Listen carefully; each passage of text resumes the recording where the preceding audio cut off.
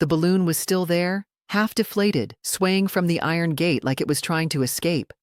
It said, "Happy Birthday," in silver letters, though the wind had curled its ribbon around the latch.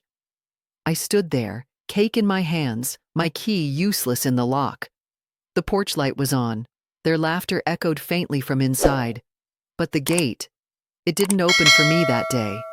On my 79th birthday, I wasn't even worth a knock on the door. Some silences feel louder than screams. Before we continue, I'd love to know, where are you watching from? Comment below. I was born in this town, the kind of place where everybody still waves, even if they don't remember your name.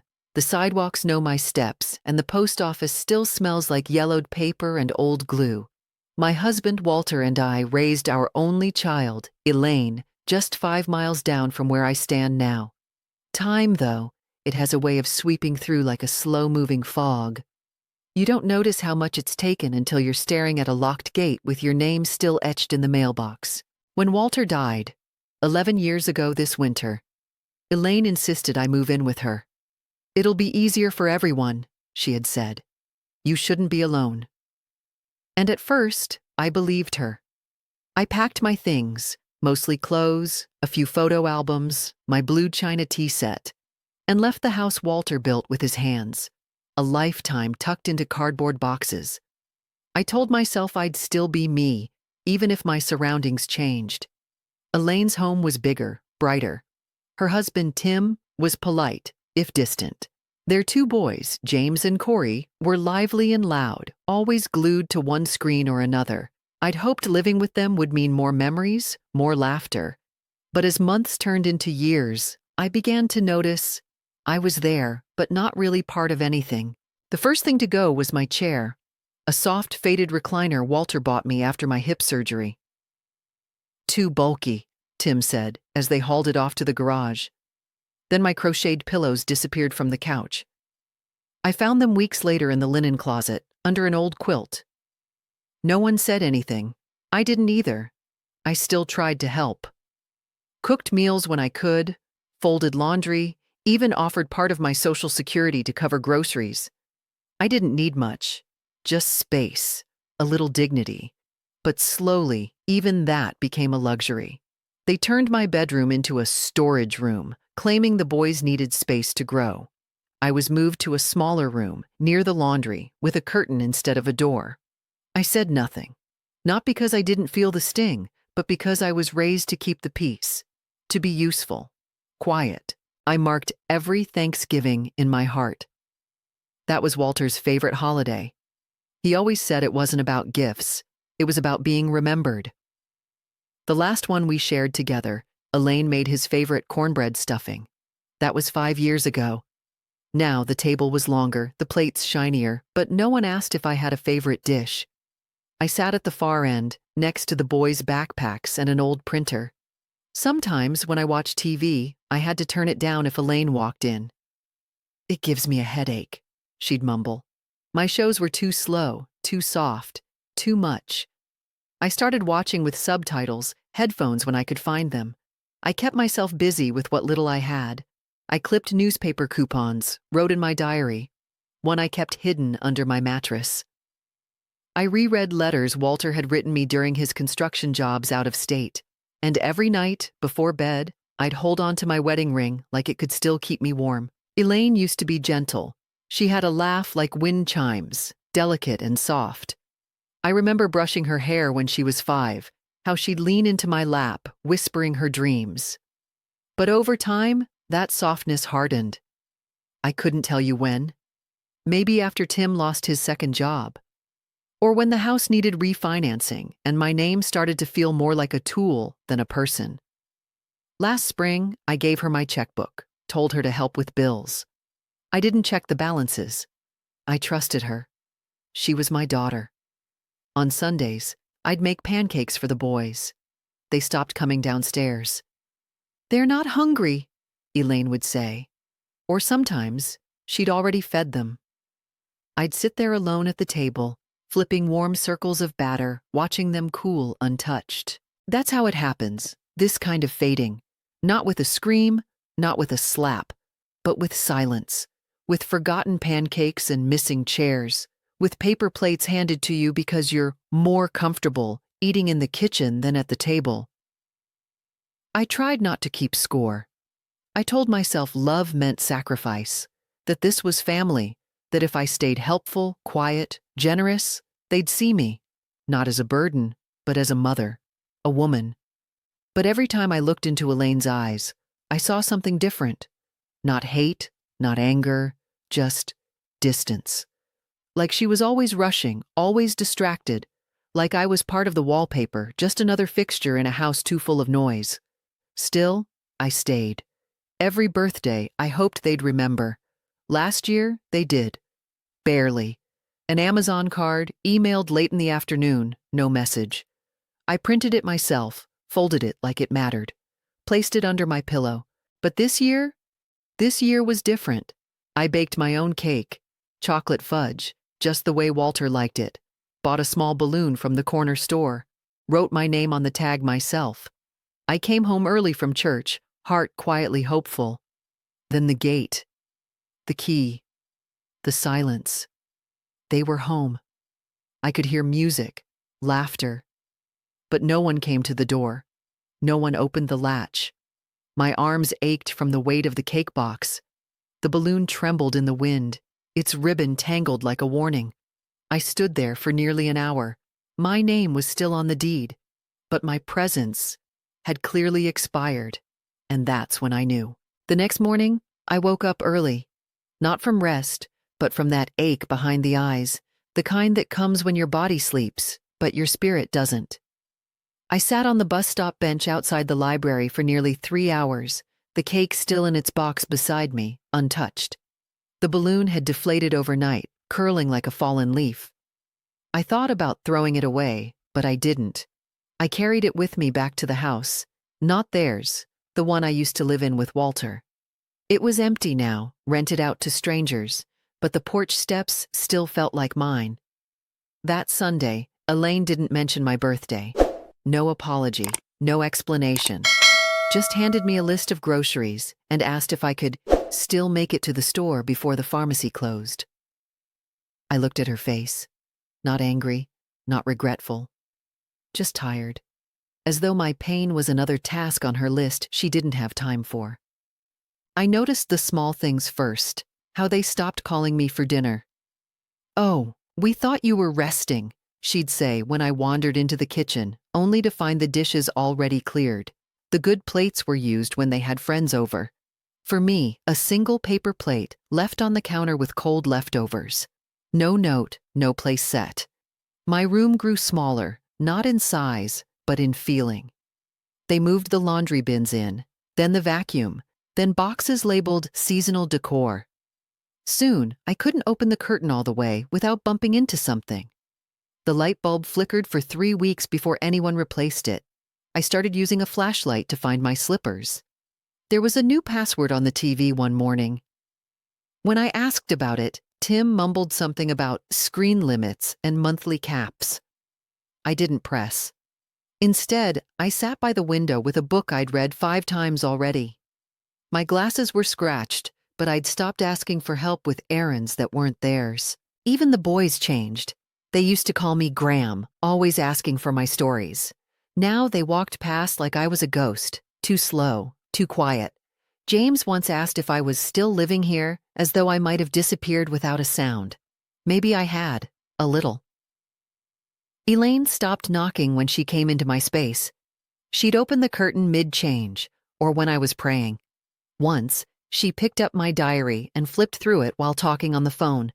Didn't ask, didn't notice. When I reached to take it gently, she looked at me like I'd invaded her privacy. One afternoon, I came back from my walk to find my suitcase by the door. "Oh, it was just in the way," Elaine said. "We're making space." But she didn't put it back, and I didn't ask her to. I just stared at it, sitting there like a guest waiting for a ride that never came. I asked to cook one evening, just once. I missed the feeling of my hands in dough, the smell of onions and thyme. Elaine gave me a look I can't quite describe, part pity, part impatience, and said, "There's no time to clean up after you tonight." She handed me a prepackaged salad and walked away. At night, I heard them laughing, watching shows, planning trips. They never asked if I wanted to join. I sat in my room and listened, the sounds like a life I was adjacent to, but never inside. The doctor's appointments changed, too. Elaine used to come with me, ask questions. Now she'd drop me at the curb and say, "Call me when you're done," before speeding off. Once, I waited outside the clinic in the cold for 40 minutes because she forgot the time, but I still tried. Every morning, I folded the towels just the way she liked. I organized the pantry. I clipped coupons and left them neatly on the fridge. I even refilled their soap dispensers without being asked. Not because I was trying to earn space, but because it was how I remembered love.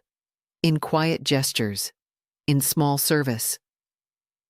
One day, I left a note on the kitchen table. Just a simple thank you.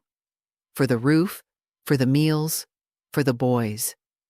Elaine never mentioned it, but I found the note in the trash later, crumpled and wet with coffee. There was no moment of yelling, no storm of cruel words, just distance and disinterest. Like I was being quietly filed away, day by day, like a photo fading in the sun. And still, I stayed. Because where else would I go? Because she was my daughter. Because I believed, foolishly maybe, that love, real love, always finds its way back home. But even love, when ignored long enough, becomes something else. It becomes silence. And silence, I've learned, can be a kind of betrayal too. The morning it broke, really broke, was a Wednesday. Soft light crept through the kitchen blinds, and the house was unusually quiet. I had made oatmeal, added cinnamon like Walter liked it, even though no one else touched it. I placed the bowl at the table, just for myself, and sat with a folded napkin on my lap, like I still mattered. Elaine walked in with her phone pressed to her ear, eyes on the floor, her voice low but sharp. "Yes, she's still here. I know, it's not ideal, but we're figuring it out." Her eyes flicked toward me, not with guilt, not even with apology, just a passing glance, like I was a coat she'd forgotten to hang. Still here, not ideal, figuring it out. I held my spoon still in the bowl and watched the steam vanish. She disappeared into the hallway, and I sat there, oatmeal untouched, heart heavier than it had ever felt before. Not because of the words, I'd grown used to words that hurt, but because of how casually she'd said them. Like I wasn't her mother. Like I was a problem she hadn't solved yet. That afternoon, I went looking for the photo box. The old one, wrapped in blue gingham cloth, tied with twine. I kept it behind a loose panel in the closet wall, my only secret in that house. Inside were letters from Walter, a picture of Elaine holding her first doll, and my father's army badge. It was all I had left that was mine. The panel had been nailed shut, not taped, not closed, nailed. My hands trembled as I touched the wooden seam, a nail where freedom used to be. I pressed my palm flat against it, not to pry it open, just to feel it, to feel what it meant to be sealed off from your own life. And that was the moment. Not the birthday, not the silence, not the paper plate or the missed dinner. That nail told me everything, that even the small space I had carved, hidden, guarded with memory, was no longer mine. That night, I didn't sleep. I sat in my narrow bed with the curtain drawn tight, the vacuum staring at me like a guard dog.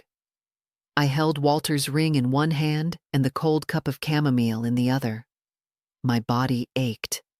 My soul ached deeper. For all the things I never said, for the thank yous never spoken, for the woman I had become, invisible, muted, trimmed down to fit into someone else's hallway. They used to call me strong, my sisters, my mother, even Walter. "You're the spine," they'd say. "You hold things up." But somewhere along the way, I had mistaken spine for silence. I had mistaken love for shrinking. In that dim room, with the water pipe dripping behind the wall and the floor creaking under the weight of dreams I no longer dreamed, I whispered a question aloud. Where did I go? It echoed, not in the room, But in me, I wasn't angry. No, anger left me long ago. What remained was a still, cold clarity, the kind that seeps into your bones when you realize the people you gave everything to don't see you anymore. Not as a person, not even as history, just as a task they forgot to cross off. The next morning, Elaine knocked. For the first time in months, she knocked. I thought it was a start, a sliver of hope, but she only leaned in and said, "The boys have a school fundraiser. Could you give me your debit card for a bit? I'll bring it right back." I nodded, too tired to argue, but when she left, I opened my notebook, not the diary. That was still hidden, somewhere in the folds of my few remaining belongings. No, this was different. I opened the notepad I used for recipes and wrote just 3 words. It ends now, not with shouting, not with revenge, but with quiet, deliberate breath. I didn't know how, not yet. I didn't have a plan, but I had made a decision not to be rescued, not to be remembered, but to reclaim my name, my voice, my life. That was the moment the breaking point became the beginning, not of war, but of return. It started with a quiet breath, one of those long ones from deep in the chest that almost makes your shoulders ache. The kind of breath you take before you do something brave, even if no one else sees it. I took that breath on a Thursday morning, just as the frost clung to the window corners, lace-like and trembling. Elaine had gone out early with the boys. Some sports thing, I think. She didn't say much, just left a note with a list.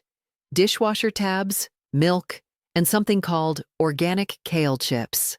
I folded the paper slowly and slipped it into my coat pocket, but I had other errands in mind. Instead of walking to the market like I usually did, I took a different path. My knees didn't like the incline, but I kept going, past the old post office, past where the diner used to be, to a quiet brick building with fading letters above the door. Johnson and Lewis, attorneys at law. I hadn't been there in years, but I remembered the bell above the door, the way it jingled like a penny dropped in a jar. Inside, the air smelled of old paper and lemon polish. A young woman at the desk looked up, smiled, and said, "Can I help you?" I told her my name. Not Mom, not Graham. My full name. The one on my birth certificate. The one Walter used to say, like a promise. "I'd like to speak to someone about updating a will." She paused, just a second, maybe surprised, maybe unsure if I was in the right place. But she nodded and guided me to a small office with a window that let the light spill in, warm and kind. The lawyer, his name was Stephen, looked no older than my youngest grandson, but he had kind eyes and listened like it mattered. I told him what I had, a modest account, a small piece of land in my name from my father, a few bonds I'd never cashed, and a handful of keepsakes I wanted to protect. Not for Elaine. Not anymore. "For who then?" he asked gently. I smiled. "Myself," I said. "And for someone who might need it one day. Someone who still sees me." We talked for an hour. He asked clear questions, never rushed. And when I left, I felt lighter. Not because anything had changed outside, but because I had started to change. On the way home, I stopped by the pharmacy and picked up a new journal. The leather kind, soft to the touch, with pages that invited secrets. That night, I wrote in it, not about them, not about the coldness or the slights, but about me, about the first time I danced in the rain behind the barn, about how I met Walter at a church picnic when my heel broke and he carried me like I weighed nothing, about giving birth alone during a storm because Elaine had come too fast and the doctor had been delayed. I wrote not to remember pain, but to reclaim joy. The next few days, I started moving things quietly. My name came off the shared Amazon account. I changed my bank password. I called the Social Security office and requested that future correspondence be mailed to the P.O. box I just opened on Maple Street. No one noticed. Or maybe they didn't care enough to ask. At dinner, when the boys asked why there were no more snacks in my drawer, I just smiled and said I was trying something new. When Elaine mentioned in passing that her friend was maybe thinking of using my room as a home office, I simply nodded and looked out the window. Because inside me, something had shifted. I was no longer asking to be seen. I was seeing myself. I pulled out the scarf Walter gave me that Christmas. We had nothing but each other. I tied it around my shoulders and wore it like armor. Every morning, I stood at the mirror and whispered 3 small words: "You still matter." Not for who you used to be, not for who they remember, but for who you are now. Tired, yes, but unbroken. That week, I started gathering things: the deed to the old lot, my grandmother's ring, the letters Walter wrote during the war. I didn't hide them. I laid them out on the bed and looked at them like old friends returning after a long absence. Each item whispered to me, not in sadness, but in dignity. I wasn't stealing my future back. I was walking toward it, step by step, in silence, with grace. Have you ever felt invisible in your own home? Let me know in the comments. The next morning, I made a list. Not a grocery list, not things for the house, but a quiet plan. I titled it, "What I Still Own." I wrote it at the kitchen table while everyone slept, the lamp casting a small, warm circle on the yellowed paper. I didn't need much room. Myself, my story, my dignity. The land Daddy left me. Walter's letters, the choice to stay or leave. That last one, I underlined. Choice. I hadn't felt that in years, like I was allowed to choose anything other than endurance.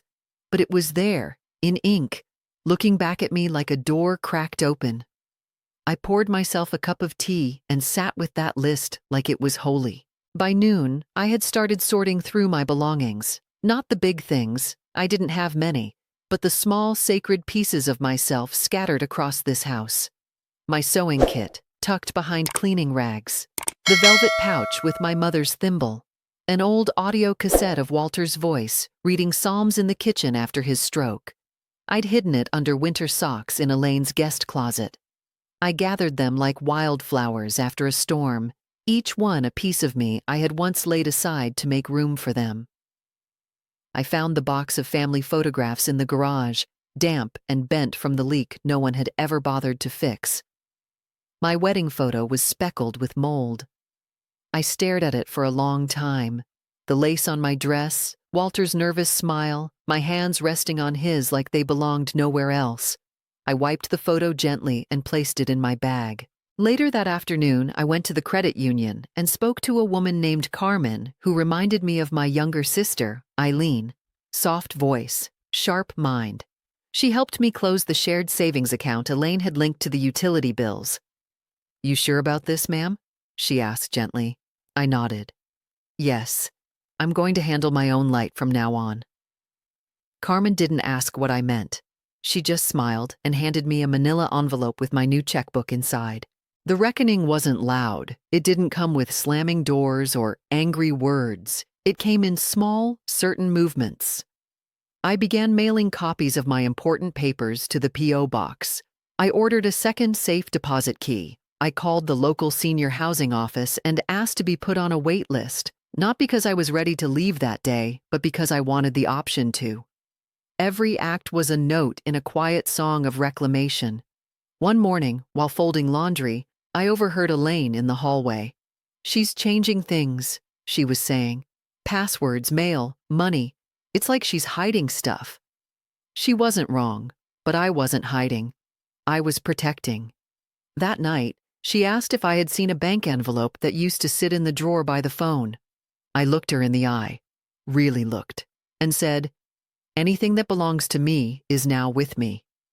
No anger, no defense, just truth. Her face changed, just for a moment. A flicker, maybe of confusion, maybe of fear. Then she smiled thinly and said, "Okay, Mom." That mom didn't carry warmth, it carried distance. But I was ready for it now. The next Sunday, I wore my blue church dress, the one I hadn't worn since Walter's funeral. I tied my hair back with a silk ribbon from our honeymoon box and walked to the mailbox alone. Inside was a letter confirming my appointment with legal aid to review the property deed and draw up new paperwork. I placed it in my purse next to the folded photo of our old house, the one Elaine never visited after we moved. I passed the dining room and saw her looking at her laptop, deep in numbers and schedules, as if the world couldn't shift under her without her consent. But it was shifting. I was shifting it, gently, slowly, like turning a heavy key in a lock that had rusted shut. That evening, I began writing a letter. Not to Elaine, not to the boys, but to myself. It started like this. I am still here. I am still the woman who taught herself to drive at 40, who stayed up 3 nights sewing Halloween costumes, who buried her husband with grace and didn't let the grief devour her. I am still the woman who said yes to love, no to bitterness, and who now, in this quiet chapter, says yes to herself. I folded that letter and placed it in the drawer with my Bible. It was not a declaration of war. It was a promise of peace. With myself. I didn't owe anyone an apology for wanting to belong again. To myself. And as I watched the house hum around me, the boys with their video games, Elaine on her phone, the doorbell ringing with packages that weren't mine, I knew something they didn't. I had started the reckoning, and I would finish it. There are memories that live just beneath the skin, like shallow splinters. Too small to remove, too painful to ignore. Some days, I forget they're there. Other days, like that one, they rise up with the force of a tide I thought I'd outlived. It was a Tuesday afternoon, and I was alone in the house. Elaine had taken the boys to a dentist appointment, and I had a basket of old linens to sort through, the kind that had long since lost their scent of lavender and were now stiff with disuse. At the bottom of the basket, tucked under a yellowed pillowcase, I found a dress. Not just any dress, the dress. Cream cotton with little blue forget-me-nots, buttons up the back, a tear at the hem stitched with my younger hand. I hadn't seen it in decades, not since the summer my sister Eileen stopped speaking to me. I held the fabric to my face and closed my eyes. That summer came back whole. We were standing in my mother's kitchen, Eileen and I, the August sun spilling in like honey through the curtains. I was 23, newly married, and she was still in high school, her cheeks pink with youth and fury. Mama had just died, sudden and sharp, and the house still smelled like carnations from the funeral. Daddy had taken to sitting on the porch all day, smoking and not speaking, and it fell on me to sort through everything. Her clothes, her recipes, the deeds to the land Daddy promised Eileen once, before Mama passed. Before Walter and I moved into the side room. I hadn't meant to hurt her, but when the papers were signed, when Daddy, broken and tired, passed the lot to me and Walter, Eileen said nothing. She just packed her bags and left. And with her, she took the sound of laughter from my childhood. She never forgave me, not when I sent birthday cards, not when Walter died. Not even when I sat on her porch step in the rain 5 years later, hoping for a conversation she never came out to give. She let me sit there, shivering and waiting. That was her answer. I hadn't worn that dress since. It was never about the land. It was about choice, about someone else deciding who mattered more. I saw it in her eyes that day, the same eyes Elaine now wore when she chose convenience over care. I folded the dress slowly, my hands trembling with memory. That was the first time I had felt erased, not with words, but with silence. Eileen's silence, her refusal to acknowledge the weight of what I carried. And now, it had happened again. This time with my own daughter. History has a strange way of repeating itself, especially when you haven't made peace with the first blow. Back then, I told myself it was a misunderstanding, that time would smooth it out like wrinkles in a sheet. But time didn't smooth anything. It only deepened the creases. And the wound became part of me, stitched into my days like a thread I couldn't unpick. That wound taught me to be careful with love, to bend more than I should, to swallow more than I could taste, to keep the peace, even if it meant losing pieces of myself along the way. So when Elaine started shutting doors, little ones, then big, when she turned my birthday into silence, I didn't scream. I didn't beg. I folded inward, just like I did after Eileen. But not this time. This time, I was older, wiser, lonelier, yes, but also braver. I sat on the edge of my bed, dress in my lap, and whispered Eileen's name. I don't know why. Maybe I hoped she'd hear me across whatever distance we'd built. I imagined what it would have been like if she had come to the door that day. If we had cried in each other's arms. If we had remembered Mama's biscuits, the way she'd press the dough with her knuckles just so. If we had chosen love over legacy. But she didn't. And I couldn't rewrite that past. But I could write this one. That day, I folded the dress and placed it in my trunk. Not as a keepsake of sorrow, but as a symbol of reckoning. A reminder that some silences should never be passed down. I made a vow to myself. I would not let history decide my ending. If Elaine chose to become the echo of that old betrayal, then I would not be its mirror. I would not wait on a porch for someone who would not come. I would not be erased. Not again. It was late October when I found the envelope, plain, white, tucked beneath the pile of utility bills on the kitchen counter.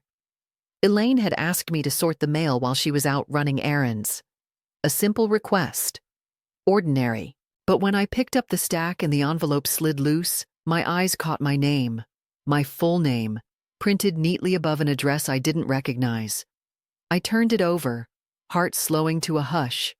Inside was a form. 2 pages. The top was a notification of property reassignment. The land, Daddy's land, the 5 acres he left me when he passed in 1987, the same land Walter and I used to visit in the spring to watch the wild irises bloom, had been transferred. Not to me, to Elaine, without my knowledge, without my name. I sat down on the kitchen chair, the letter trembling in my hands. I read every line twice, then a third time. The paper was dry and clean, like it hadn't been touched by guilt. The signature at the bottom, it was mine, but I never signed it. Not knowingly. A fog passed over me, then cleared slowly as the memories snapped into place. Weeks earlier, Elaine had asked me to sign a few things for taxes, said it would save us some time when filing. She'd handed me a clipboard in the middle of a busy afternoon, kids running, dishwasher humming, her phone pressed to her ear, and I, trusting her, had signed without reading. I thought it was routine. I thought I was family. My throat tightened, my ears buzzed. I wanted to cry, but I couldn't. It was something deeper than tears. It was hollowness, spread wide across my chest. I put the papers back in the envelope, careful not to crease them more than they already were, and I placed them on the table, not hidden, not dramatized, just there. Like truth sitting beside morning coffee. When Elaine came home, she dropped her keys and started telling me about the traffic. I didn't say anything at first. Then I simply asked, "Why did you do it?" She turned, her face unreadable for a moment, like she hadn't heard me right. "The land," I said, my voice steady. "Daddy's land." Her expression faltered. "Oh, that. She said it like it was a grocery item she forgot to mention, a detail, a footnote. "You weren't using it," she said after a long pause. "And I thought it would be simpler this way. With everything under my name, I can manage things better. It's just paperwork, Mom." No apology, no remorse, just simpler. I didn't raise my voice. I didn't weep. I only asked her, "Did you know what that land meant to me?" She didn't answer. She looked away. And that silence, that deliberate, quiet refusal to meet my grief, was worse than any argument. It was then I realized something I had been too afraid to name. Elaine didn't just forget me. She had started erasing me, piece by piece. First the keys to the mailbox, then the money, then the birthday, and now, the land. And I had helped her do it. With my trust. With my silence. That night, I lay awake in the dark, listening to the house hum around me. Somewhere down the hall, the boys laughed at something on the television. Elaine's footsteps moved lightly between rooms, and I felt it, that familiar ache, like when Eileen shut the door in the rain. But this time, it wasn't a sister, it was my daughter. And the ache, it wasn't just betrayal, It was mourning, not for the land, but for the space I thought I held in her life. She hadn't just taken soil and deed, she had taken my place, the one I had earned, loved from, sacrificed in. The place of mother, guide, legacy holder, and quietly, efficiently, she had replaced it with control. It was the deepest cut, but also the clearest wake-up. I could not unsign that paper.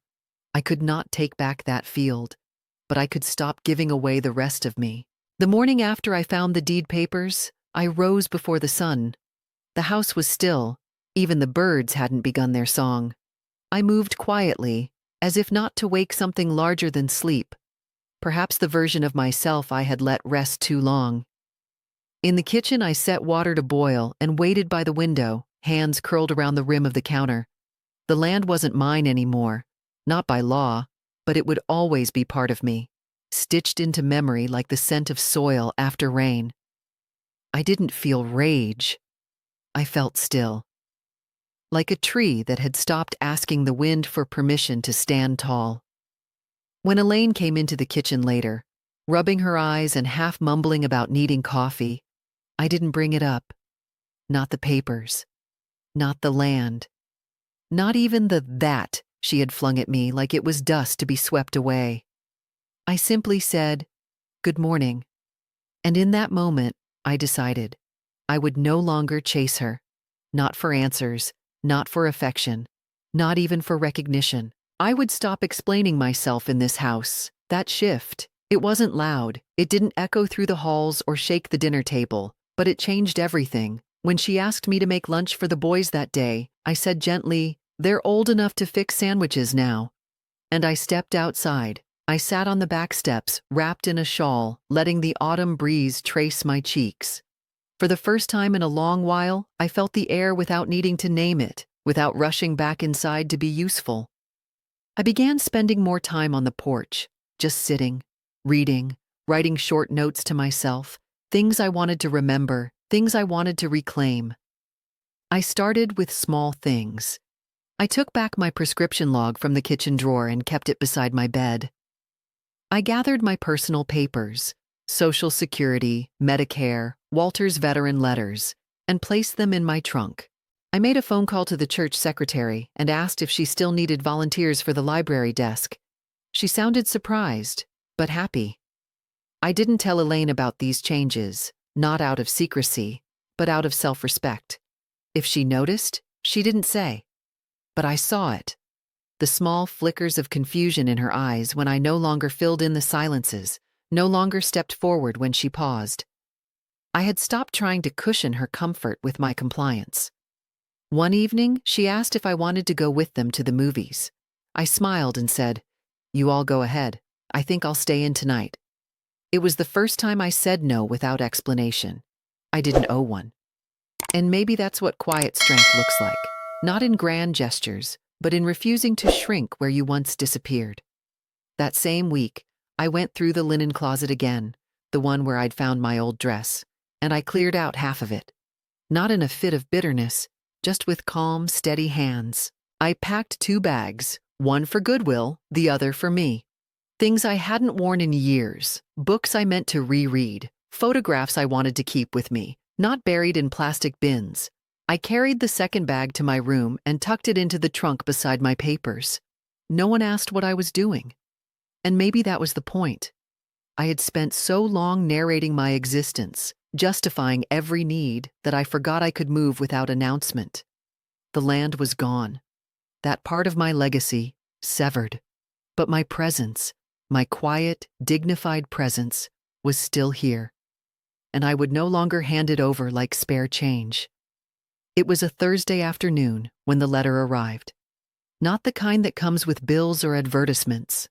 No, this one was handwritten, a soft curve to the name on the front, Mrs. Evelyn Carter. My name in blue ink, gentle and sure. It came from Ruth. I hadn't heard from Ruth in nearly 6 years. We were friends once, not the kind that talked daily, but the kind who remembered birthdays and brought soup when your husband passed. She had moved to South Carolina to be with her eldest after her knees gave out. We'd lost touch, as people often do when time stretches thin and children claim the hours for themselves. I opened the envelope slowly. Inside, 2 sheets of stationery scented faintly with lavender. Her handwriting was as neat as ever, every line straight, like she was speaking directly to me. She wrote about the weather down there, how the leaves didn't turn quite the same shade as they did here in Ohio, how she missed the crispness of our falls. Then she wrote something I hadn't realized I needed to hear. She said, "I think about you more often than you know. You always had a way of making things feel safe, even when they weren't. I hope someone's making you feel that way now." I folded the letter and placed it on my lap. No one had asked me how I felt in a long time. I didn't cry. Not then. But I felt something open up. A quiet warmth I hadn't known I missed. The feeling of being seen, not as a task, not as a relic, but as a person. That evening, I wrote her back. I told her about Walter's old veteran medals still tucked away in my nightstand. About the boys, how they were growing fast. About the chrysanthemums Elaine had planted without asking, and how they didn't smell like the ones I used to grow. I didn't write about the land, but I did write this. It's strange how we can live in a house full of people and still feel like a shadow. But I'm beginning to remember that shadows come from standing in the light. I think I might start stepping back into it. I folded the letter carefully and walked it to the postbox myself. That small act, mailing a letter, felt like planting a flag. A few days later, I returned to the church, I had called ahead, asked if the small library room still needed volunteers. Mrs. Green, the church secretary, welcomed me with a voice full of surprise and delight. She said, "We still have the little corner chair by the window, the one you used to sit in. It's waiting for you." That Friday, I took the bus, slow, winding, but steady, and arrived just before noon.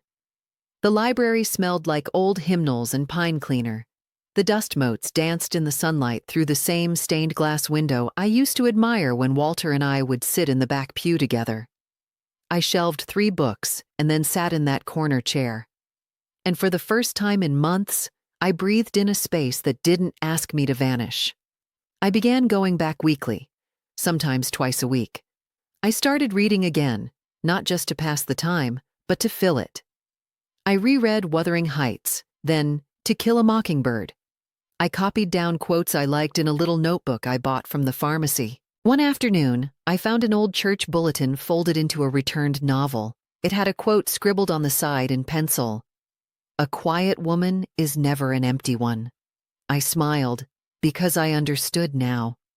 My silence in the house, it wasn't surrender. It was space. Space to grow something new, something mine. It wasn't long after that I began walking each morning, just around the block.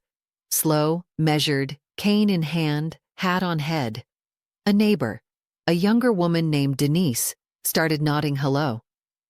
Then she brought me some apple bread one morning, said she admired how I always looked so put together. I laughed softly. It's mostly just remembering who I am. And that, too, was a turning. The truth is, we don't always need a loud savior. Sometimes strength returns in bits. A letter from an old friend, a familiar chair, a stranger's kindness. Sometimes, the ally we've been waiting for is the part of ourselves we forgot we could still trust. The changes didn't thunder, they echoed. Small and soft at first, a different rhythm to my footsteps, a pause before I answered, a quieter dinner table because I no longer filled the silence with kindness that went unnoticed. Elaine began to notice.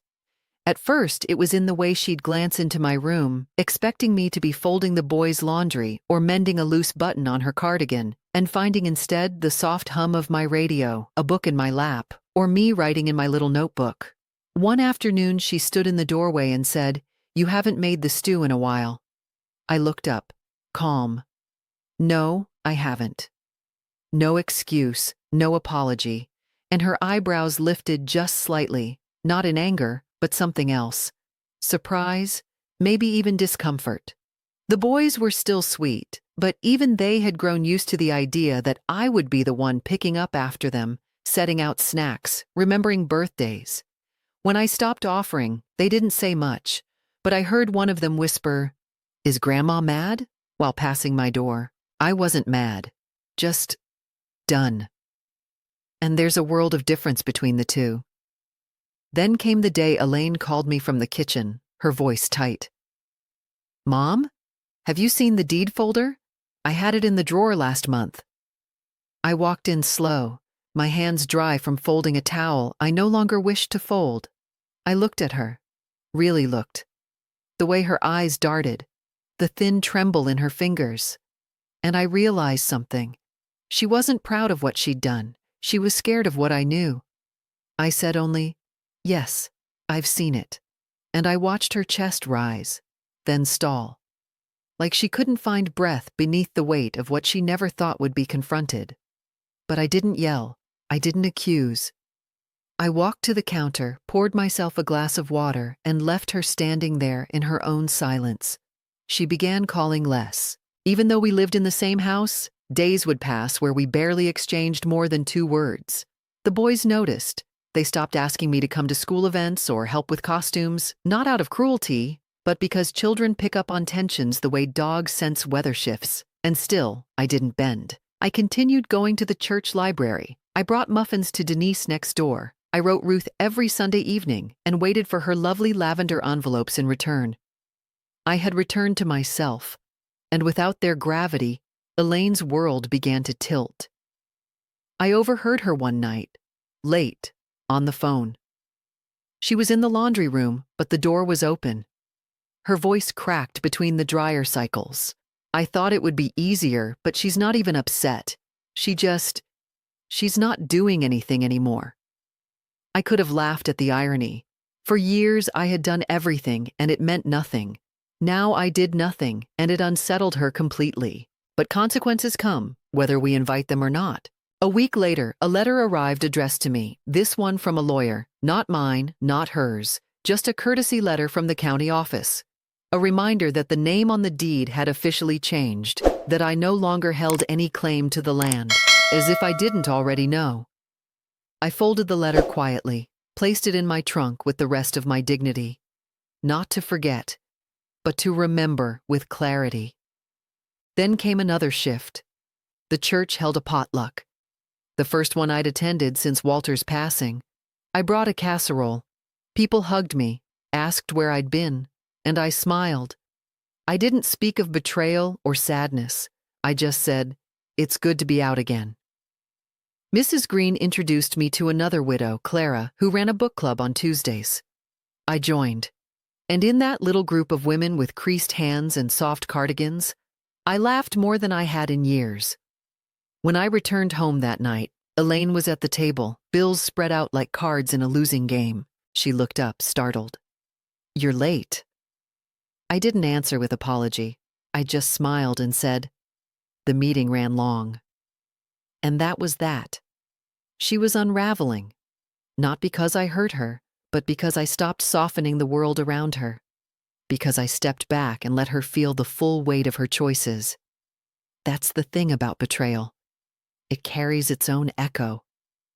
I never had to raise my voice. The silence was loud enough. The leaves had started falling again.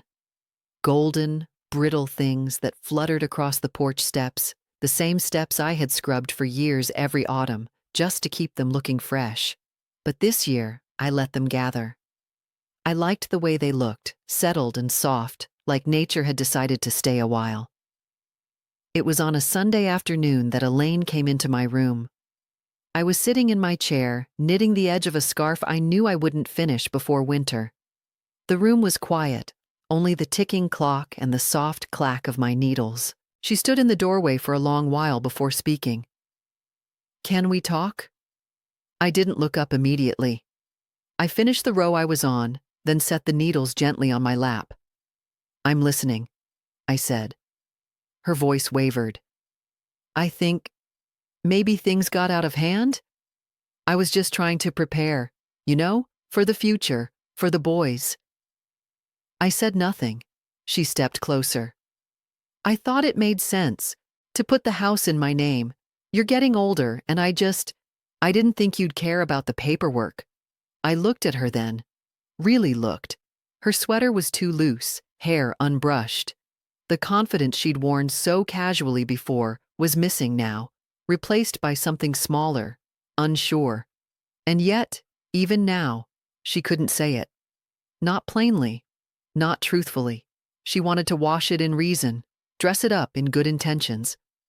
So I spoke softly. You thought I wouldn't notice. Her mouth opened, closed. Then, it's not like that. But it was. We both knew it. I stood, slower than I used to, but still with purpose. Walked over to the little cedar trunk near the window. Opened it. From inside, I pulled out the deed, the original one, still bearing Walter's signature and mine. The corners were soft now, the ink slightly faded, but it was real, and it was truth. I held it out toward her. This, I said, is what we built, what your father and I paid for with years of hands and backs and skipped holidays. She took it, glanced down at it, and said nothing. And now, I continued, you've taken it. Not asked, not offered, just taken. Her shoulders slumped. I didn't think you'd understand. That made me pause. Is that what you tell yourself? That I wouldn't understand losing my home, after losing my husband, my body's strength, my place in this world? I wasn't angry, not in the way people imagine. I was clear. And clarity is a kind of power, quiet but firm. You locked me out on my birthday, I said finally. You didn't forget. You chose. That stopped her. Her lips parted. She blinked. The silence between us thickened, not sharp, but heavy. I didn't mean for it to be like this. Meaning comes from action, I said, and your actions were loud. She stared at the deed in her hands, now a fragile symbol of something broken. I took a breath. I'm leaving, Elaine. Her head snapped up. What? I've spoken with Clara. She's got a room to rent, just a little place behind her garden. It's enough, more than enough. But this is your home. It was, until you decided it wasn't. She looked pale, like someone had drained the color from her all at once.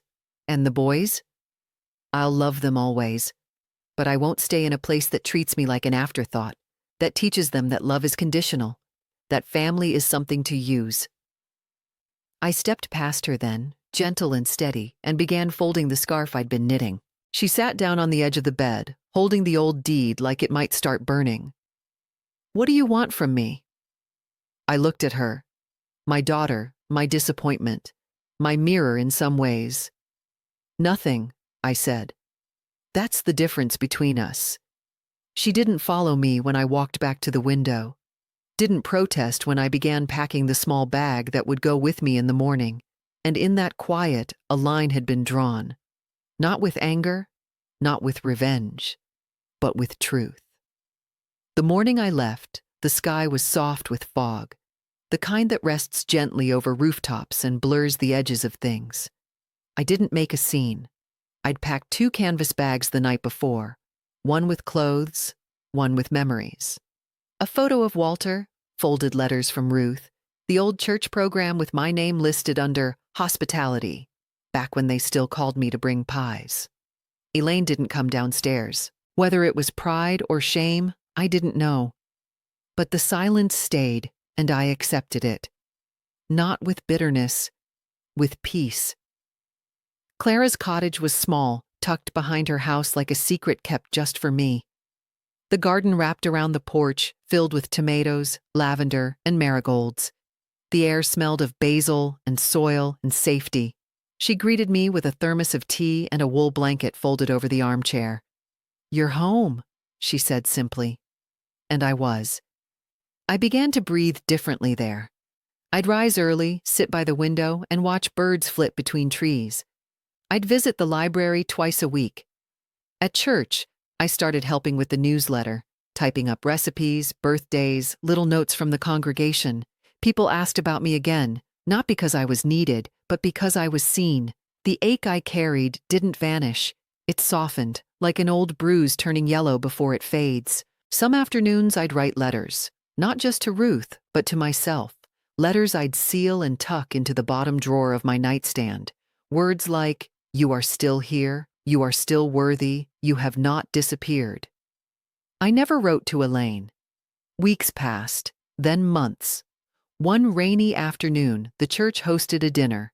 Families arrived in wool coats and muddy boots, brushing raindrops from shoulders and sharing pies. I sat with Clara and the other widows near the window. That's when I saw them. Elaine and the boys. She looked thinner, tired around the eyes. The boys waved, unsure, hesitant, but warm.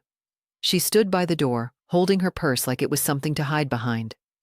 I nodded. She didn't come over, and I didn't call her. But in that single glance, I saw something shift. Maybe the beginning of remorse. Maybe the first curl of a bridge trying to grow back.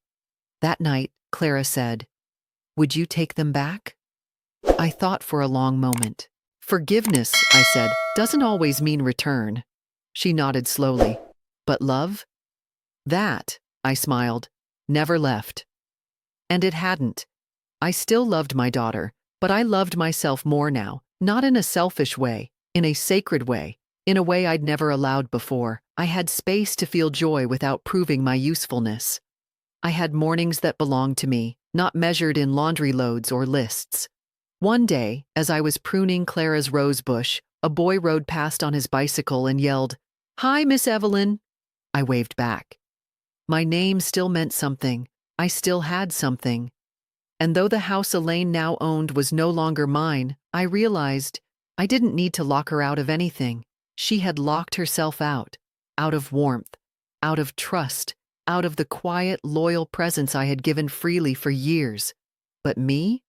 I had let myself in, to a new life, to peace, to the part of me that no one ever thanked but kept giving anyway. Sometimes in the early morning, before the birds begin, before even the sun stretches through the curtains, I sit by the little window with my cup of tea, and I remember, not the anger, not the locking out, but the quiet that came after, a kind of hush that wraps around your heart once you stop begging to be seen. I used to think dignity came from what others gave you, the seat they saved, the title they called, the thanks they whispered. But now I know, it's what you choose to keep when everything else is taken. I still keep the deed, not for revenge, not even for proof, but because it reminds me I was part of something. I built something, and I walked away from it not empty, but full. Elaine sends letters now, just short ones, updates, questions, sometimes a recipe the boys say I used to make better. I write back every so often, and I sign them, with care, Mom.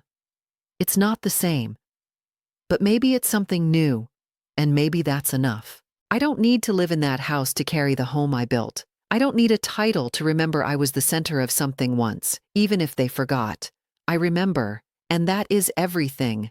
So if you've ever felt forgotten or unseen, remember, your worth doesn't depend on their understanding. Your softness isn't weakness, and your silence, it may just be the strongest thing about you. You are still here, you still matter. And if no one has told you today, I see you. If you've ever felt forgotten or unseen, you're not alone. Share your story in the comments.